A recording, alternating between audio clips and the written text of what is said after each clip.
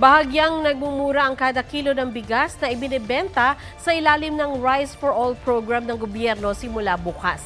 Asahan din ang mas mababang singil sa kuryente sa ilang lugar simula ngayong Oktubre. May report si Bernadette Reyes.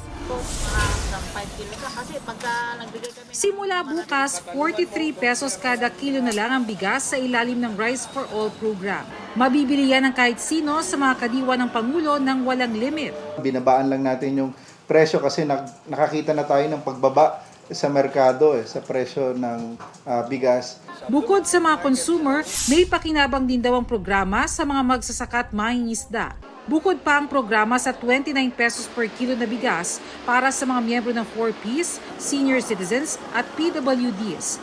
Sa pinakuling price monitoring ng Department of Agriculture, 45 hanggang 65 pesos ang local commercial rice. Depende sa klase. Dito sa Commonwealth Market sa Quezon City, may mabibili ng bigas sa halagang 40 pesos kada kilo. Yun nga lang imported ang mga ito at durog ang mga butil. Bababa rin ang singil sa kuryente sa ilang lugar simula Oktubre. 9 centavos per kilowatt-hour ang ibababa ng singil ng kuryente sa Luzon at 2 centavos sa Mindanao. Dahil yan sa mas mababang ancillary service o reserbang kuryente na sisingilin ng National Grid Corporation of the Philippines. Pero sa Visayas, tataas ng 29 centavos per kilowatt-hour ang singil.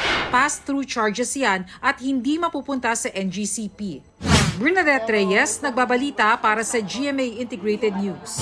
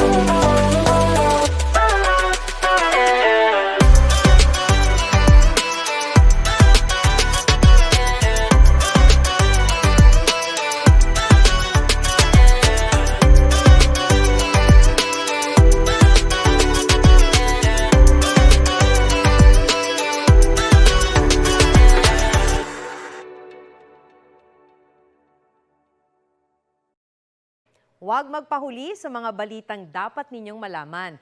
Mag-subscribe sa GMA Integrated News sa YouTube.